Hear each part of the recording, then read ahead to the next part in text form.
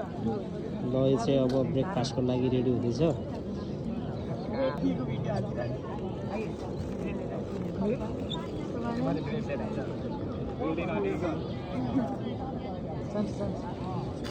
केही भन न तिमीहरू ल। त्यही हाम्रो ब्रेकफास्टको लागि ब्रेड र जाम हालेर बनाएको। उता चिया पनि बन्दैछ। चिया बन्दैछ।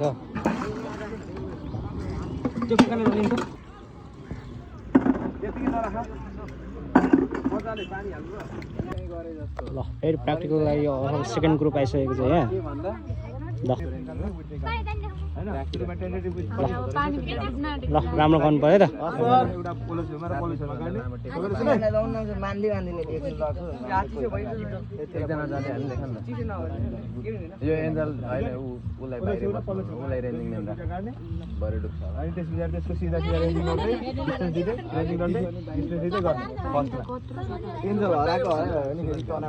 अर्को ग्रुपले गरिसक्छ त्यही पानीमा।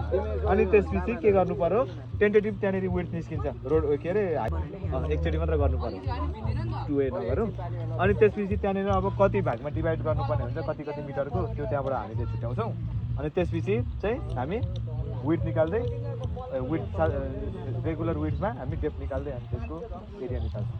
बुझ्यौ नि। भेलोसिटीको लागि अहिले लास्टमा गर्ने, दुईवटा ग्रुपले एकै ठाउँमा गएर भेलोसिटीको लागि गर्ने। अहिले हामी एरियाको लागि डेप्थ र विथको अब क्यालकुलेसन अब्जर्भेसन गर्छौँ। अब तिमीहरू फर्स्टमा के गर्नु पर्यो भन्दाखेरि एउटा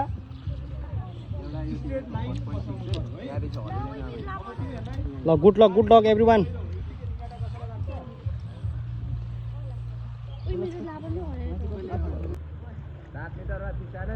हेलो रोमनजी।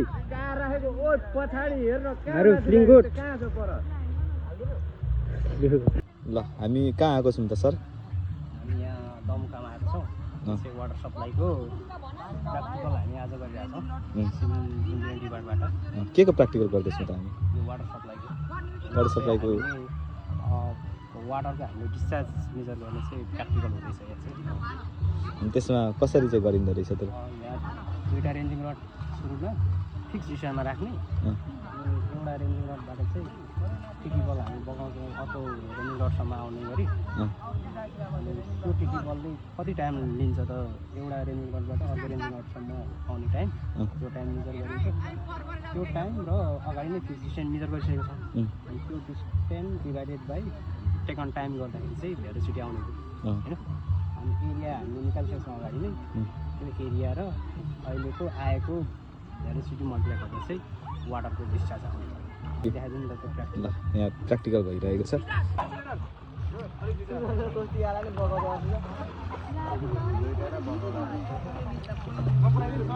ल यो चाहिँ वाटर सप्लाईको प्र्याक्टिकल। ल एकजना प्रायर एकजना भाइ।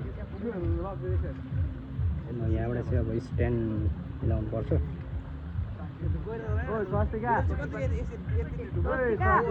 तल गइसक्यो।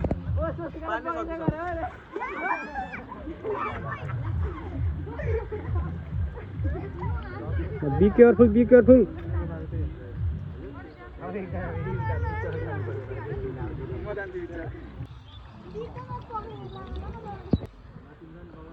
यो चाहिँ डिडी बल बग्दैछ। यो चाहिँ पानीको भेलोसिटी मेजरमेन्ट हुँदैछ यसको चाहिँ प्र्याक्टिकल। यो चाहिँ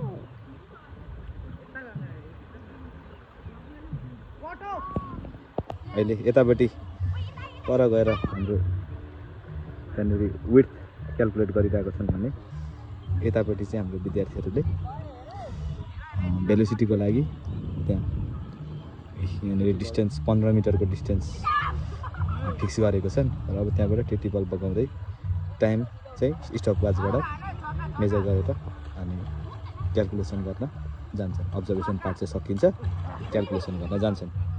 ल सी ग्रुप कस्तो भयो त प्र्याक्टिकल? ल अब भाइभाको लागि रेडी हो नि? ल यो कुन ग्रुप हो? ल भाइभाको लागि बेस्ट अफ लक।